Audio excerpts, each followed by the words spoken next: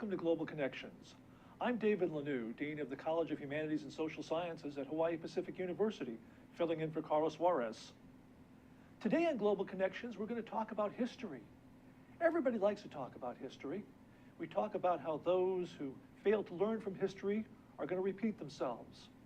We talk about history teaching us this or teaching us that. 25 years ago, a very smart man said that history had come to an end. He was wrong. We're still talking about history today, and I can't think of anybody better to talk about history with than the 2015 Hawaii History Educator of the Year, Dr. Justin Vance. Justin, welcome. Thank you. Justin is an associate professor of history at HPU. He is also the interim dean of military campus programs. Great to have you with us. Thanks for having me. Well, first of all, congratulations. Thank you. Tell us a little bit about the award. Oh, well, it was a surprise. I was not, didn't know I was being considered, but I appreciate the recognition. Some of my colleagues and I and some of my team in the different areas have worked very hard at keeping history alive. Wonderful. And what specifically of your accomplishments were they recognizing? Well, it was a combination of things, but for the last 5 years or so, I've been, in addition to my teaching history and my other work at Hawaii Pacific, I'm president of the Hawaii Civil War Roundtable. So our main goal is really to perpetuate the study of the American Civil War in the community, and so we hold living history events and lectures that the public, both parts of the public, is always welcome to participate or just to view. I'll tell you what, we want our viewers to hear you better. It sounds like we've got a little bit of technical glitch, so let's hold on for just a second. We'll be right back with Justin Vance. That's Ted Ralston. You know, Ted is the host of Where the Road Leads. It shows every Friday from 4 to 5 p.m. It's about technology. It's about how people collaborating and solve problems with modern technology. It's where the road leads. We all know that. We should all be listening. Join us there, 4 to 5 p.m. every Friday. Now, what about that do you agree with? All of it. I knew he'd say that. Aloha. Well, welcome back to Global Connections. We seem to have everything under control here, and I'm back here with Justin Vance. And Justin, let me just go ahead and continue a discussion we were having a moment ago. You are the 2015 Hawaii History Educator of the Year, and you're telling us a little bit about the research you were doing that was really singled out to help you get this award. Yeah. So in addition to the community events that I planned with the Hawaii Civil War Roundtable and my team, I've also been working on scholarship related to Hawaii and the Pacific and the American Civil War's effects on it, including the Pacific Islanders who took part in the war. And that's really a fascinating issue because certainly on the mainland, when you talk about the Civil War, you're not usually talking about Hawaii, and yet there was a Hawaiian role. And sure. I know you've been on this program before to talk about it, but for people who hadn't seen that previous episode, can you tell us a little bit about the role of Hawaii in the Civil War? Sure. Well, of course, most of the Civil War took place on the East Coast of the United States. Largely. However, the war had worldwide effects, and especially so for the Kingdom of Hawaii. It had very close relationships with the United States for over 40 years by the time the American Civil War broke out. And there were also a lot of Americans living here. And many American descendants from here, several dozen, went to fight in the war, as well as many native Hawaiians. On which side? Both sides. Both sides. Largely Union, because many of Hawaii's connections were with New England, and New England's clearly a Union area, and so mostly Union, but some on the Confederate side as well. And what compelled them to join a war that was being held 5,000 miles away? Well, we don't always know. We have some letters and documents, and we can piece together it for some individuals, but like people join any war, there are many different reasons. Adventure, economic opportunity was probably a strong one, but we can't say for sure because there were also ideological reasons that pop up in some of the documents, and there were examples of ideology happening here in the islands during the war, sort of on the home front as well. There were actually some native Hawaiian churches that would take up collections for the anti-slavery movement, for instance. So you had folks from Hawaii in the Civil War. Was the Civil War a prominent issue on the islands in the 1860s, or were just a few people interested? Or was... It was the news, right? So the news that would arrive on the ships, you know, that was the biggest piece of the news, and it was impacting people directly. It disrupts Hawaii's economy to a large degree because Hawaii's economy is based on whaling. So the merchant whaling ships from New England use Hawaii as their home port in the Pacific. Over 500 of those ships a year, and so the whole the shipping trade as well as that whaling trade is disrupted by the war. So you brought your research to universities and groups on the mainland, Sure. in the South, in the Northeast. How do they react to this? Do they know about this?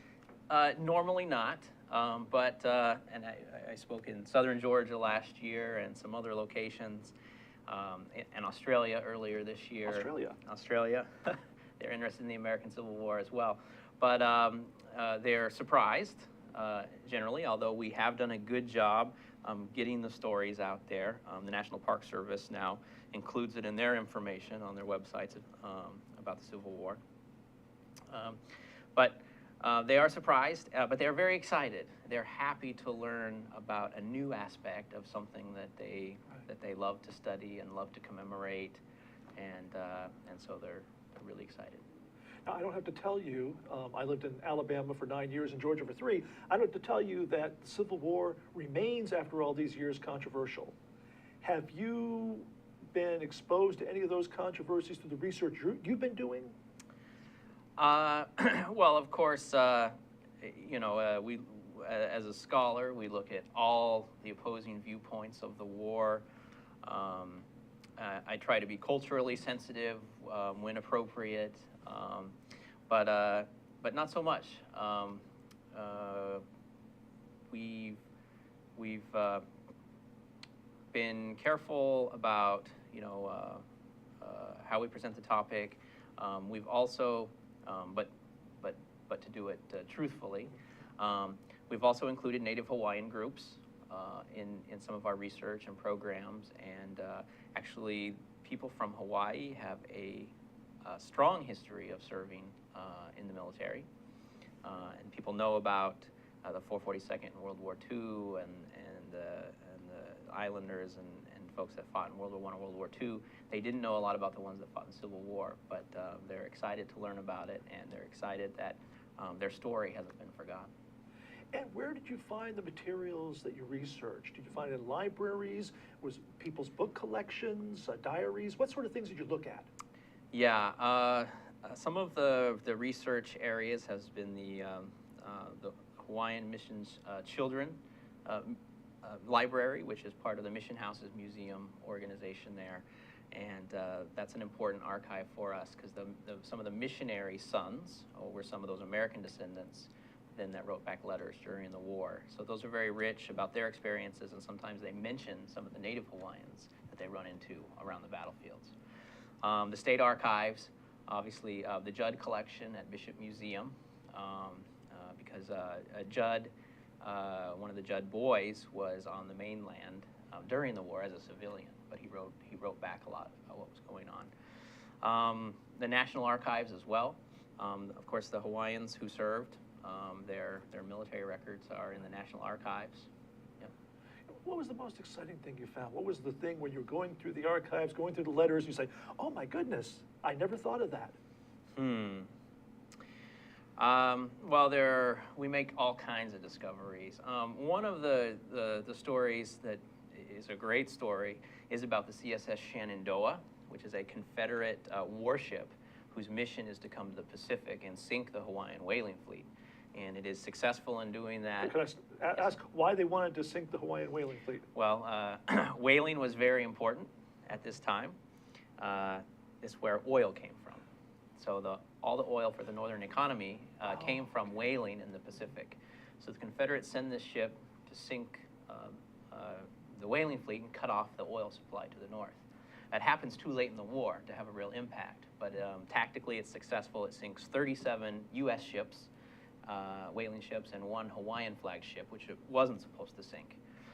And so one of the surprising things, so that's a much longer story, which is included in the book section that I wrote, but my co-author and I, Anita Manning, wrote. But so there were one guy, and this one I haven't put out in any published documents yet. There was a guy who was in a Union infantry regiment earlier in the war, and he is on one of the whaling ships that the Shenandoah sinks near Pohnpei Island in the South Pacific in Micronesia. And so that guy's got really bad luck. And so we run across little things like that all the time, and you wouldn't believe the connections. Yeah, so having attacks on Hawaii vessels or fishing vessels, did that affect how people in Hawaii felt about the war? Did Definitely. that move opinion very heavily against the South? It did. It did move the opinion against the South. Now, early in the war, I should say that the monarchy, it has to choose which side it's going to be on, and it's not a real easy decision. Eventually chooses neutrality, but it does think hard about supporting the Confederacy, as many of the other monarchies around the world did. Right, and the relationship, of course, with the British, who were also having the same conversation. And the British is the monarchy they emulate the most as far as monarchy is concerned. And remember, democracy is a new thing in the 1860s, which is one of the reasons why the Civil War is so important to world history. It does. When the Shenandoah starts sinking the ships, and even a Hawaiian ship, and then it starts to directly impact Hawaii's economy, because here in Honolulu they did the banking, the transshipment of oil, the recreation, the supplies for the ships. Of course, people in Hawaii and the media in Hawaii, the newspapers, which are another one of our sources, start calling the Shenandoah a pirate. I should mention as well that there were 10 native Hawaiians on board that enlisted in the Confederate Navy and served on the CSS Shenandoah. Any indication how they felt about coming back to their home islands to damage ships? No, I mean, so one of the problems we have with the native Hawaiians who served in the war is if they can read and write, there's a good chance they would have been able to, coming from Hawaii, but pencil and paper were very expensive. So we mainly have their military records, and if they were mentioned. The Hawaiians were allowed, so the Shenandoah sinks ships well after Lee's surrender. The Shenandoah desists on August 2nd, 1865. And at that point, the ship has to decide where it will surrender, right? And the 10 Hawaiians on board are allowed to take part in the affidavits that are passed around the ship to vote where the ship should surrender. So did they continue into August simply because they didn't know the war was over? They didn't know the war was over, right? They didn't have any cell phone coverage out there. They did know about Lee's surrender, but of course, Lee's surrender was not necessarily the end of the war by a long shot. Right. So there were battles into June on the mainland, and and they knew about the Danville Proclamation. They had, because when they captured ships, they picked up newspapers, so they were a few weeks, months old, but they would get some news. But it was on August 2nd when a British ship called the Barracuda, the captain assured Waddell it's completely over. And of course, there was no Panama Canal in those days. So if you were taking a ship from, South Carolina, all the way to Hawaii, you're going... Right. So the Shenandoah ends up traveling 58,000 miles, and it circumnavigates the world. It decides that the best place to surrender is in England, where it actually started out. It began its mission in England as well, because of the blockade. Right. And so actually the British built the ship, which is another story, right? The British are in trouble for this after the war for helping the Confederacy get this ship built and launched. And so, yes, they travel all the way around the world, travel back around South America on the way home, and surrender the ship November 6, 1865 in Liverpool, England, with 9 Hawaiians on board at that point. 1 died in service of sickness. So how did you get into the study of this issue? Well, I was already interested in the Civil War when I moved to Hawaii in the year 2000. And actually, I originally came to study the Masters of Diplomacy and Military Studies. And it is one of the topics. I was interested in the Civil War, and now I was in Hawaii. And there were some people, there were some historians who had cited the demise of whaling, but especially the rise in sugar, so there were some people generally who had noted the effect of the war on Hawaii, and so I started to look more deeply into that.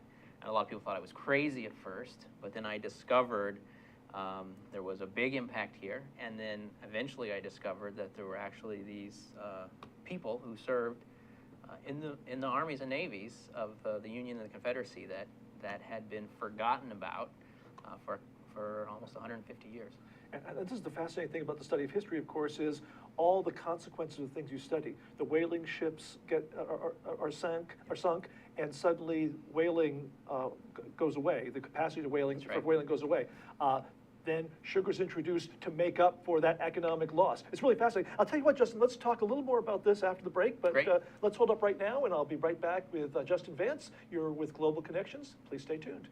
Hi, I'm your host on ThinkTech Asia, Bill Sharp. I look forward to you joining us each Monday between 4 and 5 o'clock when we film right here in our studio in downtown Honolulu. The show, ThinkTech Asia, focuses on contemporary events in Asia. And by Asia, we mean anything from Hawaii, south to Australia and New Zealand, west to Pakistan, and as far north as the Russian Far East. Clearly, this is one of the most economically dynamic centers of the world, and we bring you up to date on what's going on in a whole host of countries in this very vital region. We look forward to seeing you.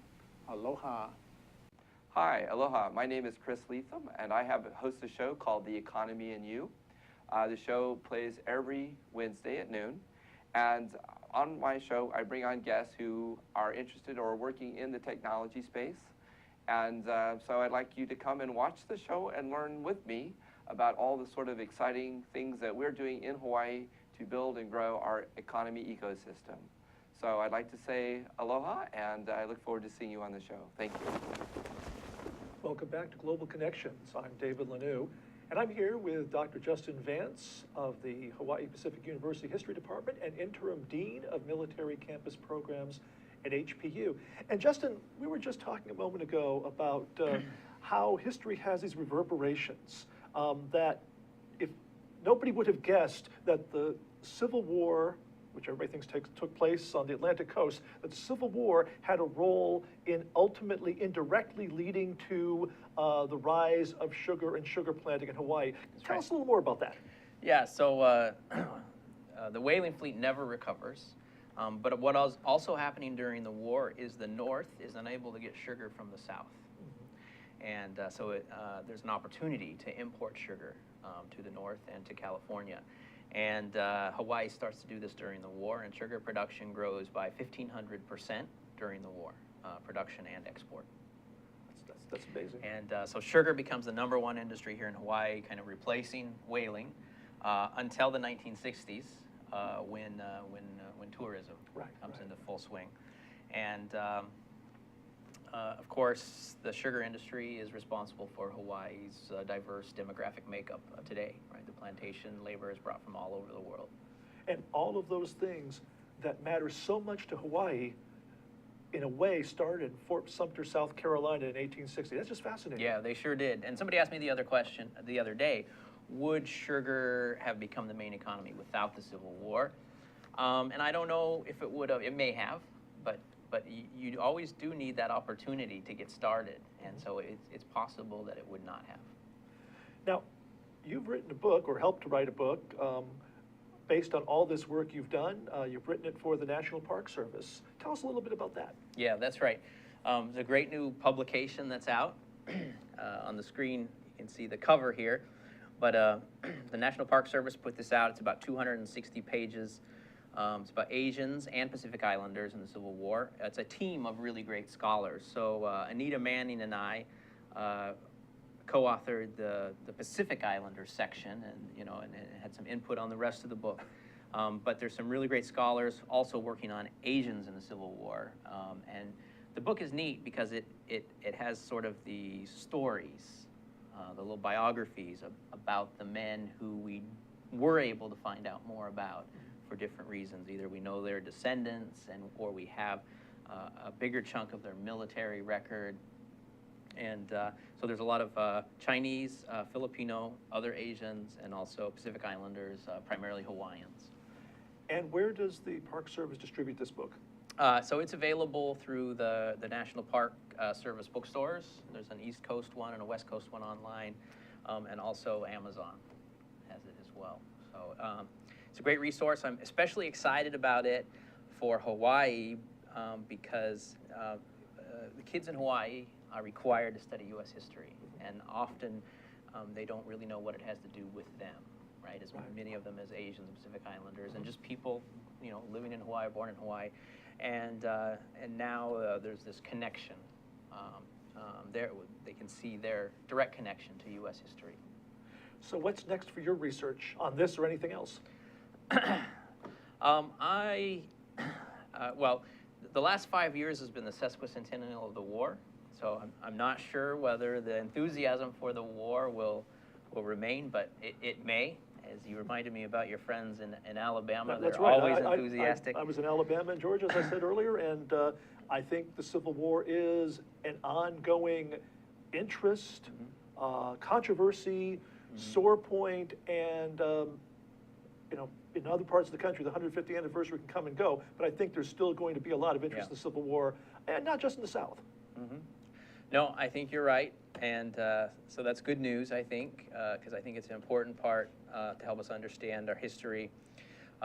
So there's a couple of scholarly journal articles that this book is based on, the information in this book about Pacific Islanders, and probably the next article will be specifically about the Shenandoah and its effect on Hawaii and in the Pacific and Hawaii. And the mainland, Yes, and so maybe a little bit more in depth about, because there's some books on the Shenandoah already, but most of the folks don't have access to the Hawaii archives piece of the information, and also Pohnpei, the island of Pohnpei, which is where the battle took place, where the Shenandoah sinks 4 ships, and so we've collected more research on that hasn't been put out yet. So that's probably the next step. So you're not nearly done with this yet. That's great. Probably not. Yeah. And I'm not the only person working on it anymore. There are others.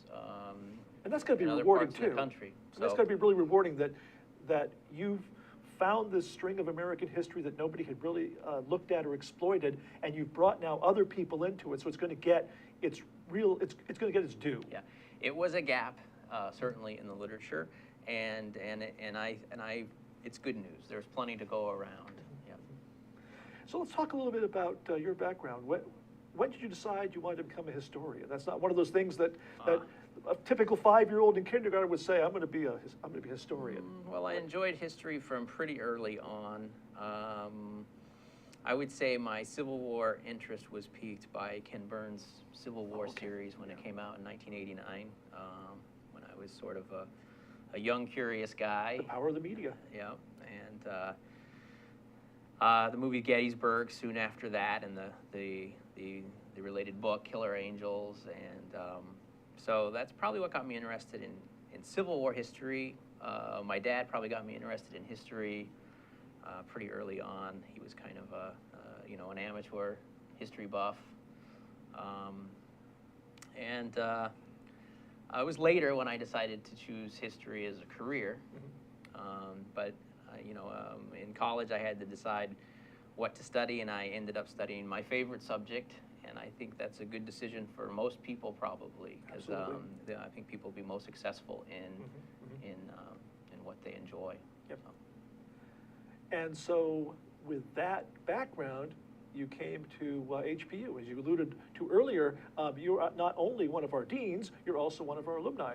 Yeah, my master's degree is from HPU, and HPU has a great program with an international reputation in diplomacy and military studies, some great faculty, and it's sort of a unique program. It's not a history program.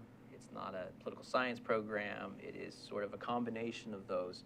And so it's a really, it's a very scholarly program, but at the same time, you can apply the information to the field. And a lot of our students are students and faculty are practitioners, either with PACOM or the Pacific Fleet or U.S. Army Hawaii or the State Department or NCIS and others. That must make a really fascinating combination of students to work with, both when you were a student yourself and now that you get to teach in the program. Students from who are in the military, retired military, international students, Yep. domestic students, local students. Yeah, we get international students, we get high-ranking military officers sometimes. I've had some colonels in my classes. We have a 4-star general, historically, that teaches in the program. It's just amazing. And international students, and also we've had some students from militaries of other countries around the Pacific Rim. So it's a great program. And what are the sort of career options that folks get with the Masters in Diplomacy and Military Studies? Yeah, well, some of them are on a military officer track already. Some of them are civilians from the U.S. Mainland or Hawaii that then often go into internships and jobs with some of the federal agencies, including the State Department, Immigration, FBI, CIA, and NSA holds career fairs on campus. So, and then also, like me, I was very interested in the scholarly part of it, right? So I decided to stay in academia and higher education. Yep. So it's a strong program from that perspective as well. And let's talk a little bit about the undergraduates that you teach.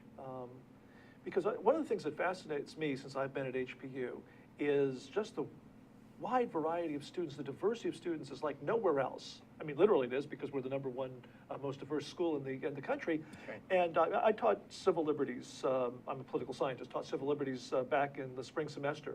And rather than having the usual collection of domestic students, outstanding students, you had mainland students, local students, you had international students from a number of different countries, and the quality of conversation you get on an issue like civil liberties, where Americans may be inclined to think about it one way. We had a Swedish student who said, but isn't healthcare a civil liberty?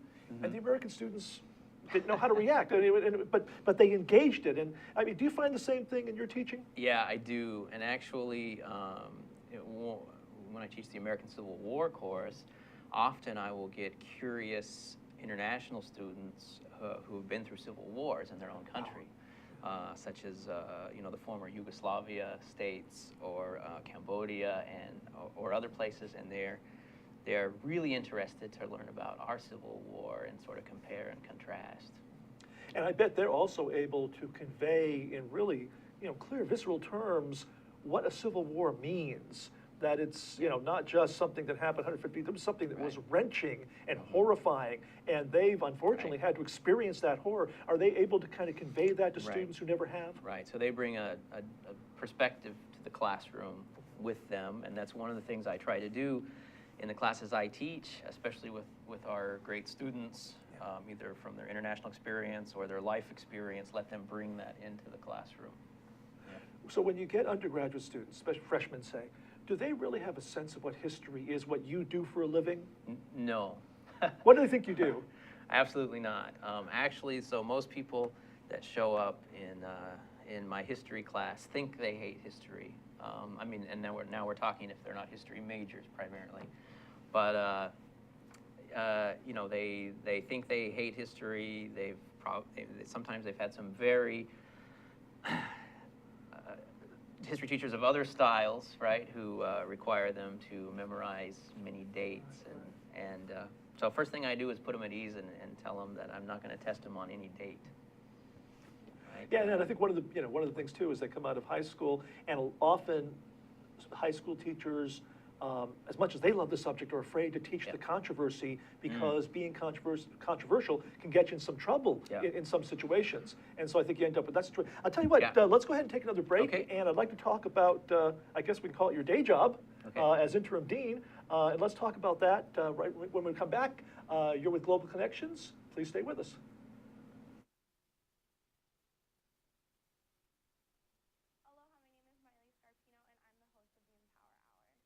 If you're interested in health, nutrition, fitness, here on the island of Oahu, want to learn more about places to train at or different trainers available, then watch my show on Fridays at 3. We have a great time, and I hope that you'll come join us. Much aloha. Now go get swole. Aloha, my name is Paul Jackson, better known as PJ, and my local interest is in sports. I have my own sports radio show at KWAI AM 1080 that you can stream live. I also have my own website, pjsportsradio.com.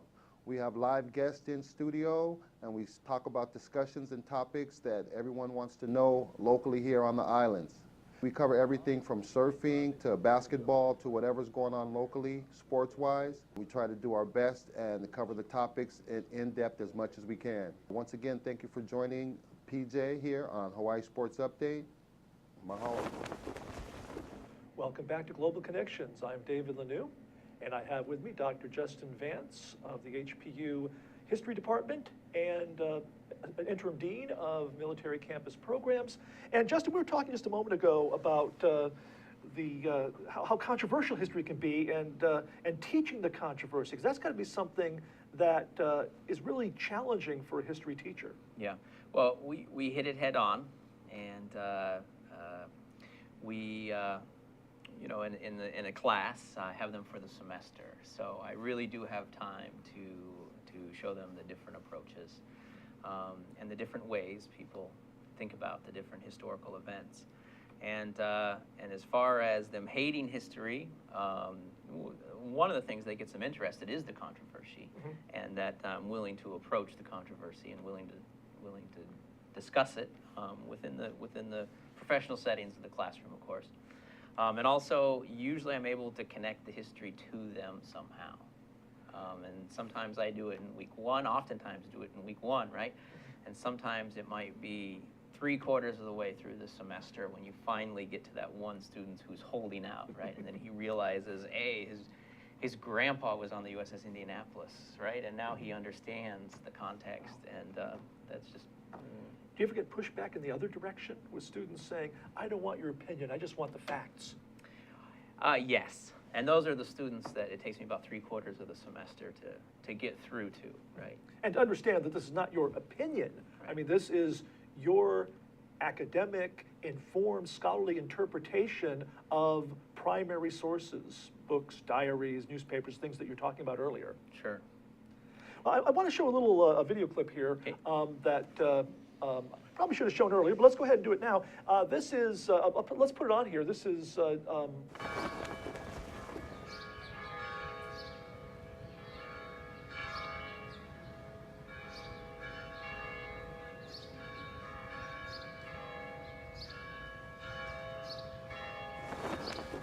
Justin, tell us what we just saw. Yeah, that was an example of some of the things we do with the public, but that was the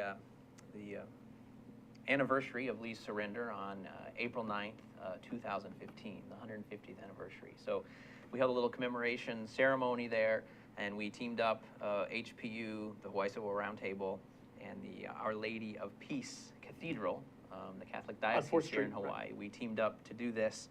It was part of a larger nationwide commemoration where bells were rung across the country, and so the cathedral, though, rang their bells, and they were very excited to participate because one of their clergy members, now long passed away, Joseph Dutton, was a Civil War veteran, and then after the war he came to Hawaii, and then he spent 43 years on Kalapapa at the leper colony, helping people. Yeah. And so they were very excited to have him as part of the ceremony. So. And everybody was in traditional outfits? Yes, so we had Union and Confederate representatives there, both to commemorate the end of the war. Some of my reenactor friends. Another clip. And that, of course, is completely consistent with the fact that we had folks from the islands who fought on both sides. That's right. Yep. Fascinating. Justin, as you know, May is Military Appreciation Month. And HPU has long had a very strong connection with the military and its presence in Hawaii. Can you tell us a little That's bit right. about HPU and the military, its history, and, Sure. And how your outfit fits into that? Definitely. So, of course, the military in Hawaii is very much a part of the community. HPU is having its 50th anniversary this year, and for 40 of those 50 years, we've been directly serving higher education to the military students. And I've been part of that organization for much of my time at HPU. Currently the interim dean, and we offer the DMS and the history programs out there on the military bases. And again, DMS being the study of diplomacy and military. Yeah, sorry about the diplomacy and acronyms. military studies. Yep, right. Yeah. And so HPU has a campus, an office, and classrooms on 6 different military bases on Oahu. And so we actually hold the classes right out there on base for the students. So they can go after work and they don't have to travel. And we have about 2,000 military students in Hawaii, unique students that attend our programs currently. And HPU has actually received recognition for its work with military students. Tell us a little bit about that. That's right. So HPU consistently ranks in about 25 to 30, depending on the year, in the nation. So that's a national ranking out of several thousand colleges as number 25 to 30 from the various rankings of serving the military. U.S. News and World Report had us at 27 for 2015. Great, great. And how does HPU and the military campus programs commemorate Military Appreciation Month? Well, we support Military Appreciation Month. You saw an event there, which was a graduation event for military. We will also have a military valedictory speaker at our HPU graduation this month in May, as we normally do. And we also support Living History Day, which is 1 weekend of the month, and some of the other military appreciation events going on the island. Now, serving the military as we do, and as military campus programs, your program does, there's obviously a challenge because a lot of your students are in active service and they have deployments that they have to go on. That's right. And so our mission, as I was a leader for the other faculty and staff, delivering this higher education to the military, our motto is flexibility with academic integrity. Right? So the reason we exist is so they're able to access higher education, and they couldn't do that without a certain degree of flexibility. So we have online classes, we have evening, we have weekend classes, we're flexible with their deployments. I remember when the tsunami happened in Indonesia, right? Our classes were half empty the next day, right? As they all had to deploy to help. And so we have to work around those things. But the other half of the model is with academic integrity. So we work hard to ensure they meet the same learning outcomes as all other students at the university. And how do you work around that? Do you have sort of a backup plan to go online, even classes that weren't originally scheduled to be online? They are. All our professors are required to have a backup plan, which is sometimes then moving some of the content online or already having content online that can be accessed.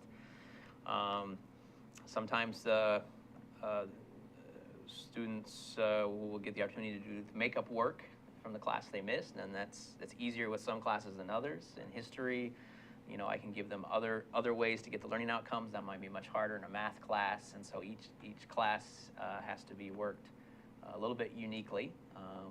And we also will give students extra time after the term in certain cases if they need it.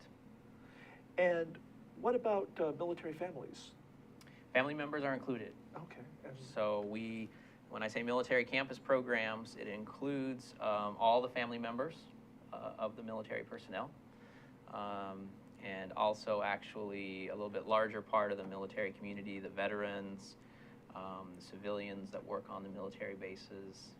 But yeah, our classes are actually not as diverse as the main campus, but they're pretty darn diverse in terms of gender and even nationality. And you get folks from all branches of the service and all ranks? Yeah, so Hawaii has a major presence of all 5 military branches, and we serve all 5. Does that create an interesting dynamic within the classroom when you have folks from different branches and also from different ranks? It does, yeah. Tell me a little bit about that. It does. So when you're a teacher at one of these sites, I could tell which site I was at if you put a blindfold on me, right? Really? From the students, yes. The students will mix a little bit because Oahu's not that big. But normally, if you're at Hickam, you'll have more Air Force, and you're at the Marine Corps Base, Kaneohe, you'll have more Marines. And they all bring a different dynamic to the classroom. Yeah. And the Marines have the best discipline in the classroom as well. And in general, tell me about military personnel as students. Well, it's the best kept secret for our professors, and usually when I get them to come out and teach a class, if they haven't already, then they get hooked. Dr. Mark Gilbert was one of those of recent. The history department. Of the history department of recent. It's great because they bring their experiences into the classroom if you allow them to do that. And many of them have traveled to the Middle East and East Asia. And then when you have them do case studies and group work, they have things to write about, right? They have things to talk about. Right, and so you're teaching folks who actually have experienced firsthand some of the issues that you deal with. I mean, I'm a political scientist, and I don't usually teach classes of politicians, and it would be fascinating to do that. And you actually have the analogous opportunity to teach folks who really understand in an intimate way that maybe we don't, what these issues mean and why this history is important. Right, so I learn a lot from them as well, right? There's some gaps that I help them fill in, right? And some theory, some practice they've done, but they don't know the theory behind it, and then they understand what they've been doing better. But I learn a lot from them as well. And when you teach the controversies to military personnel, how do they react to that?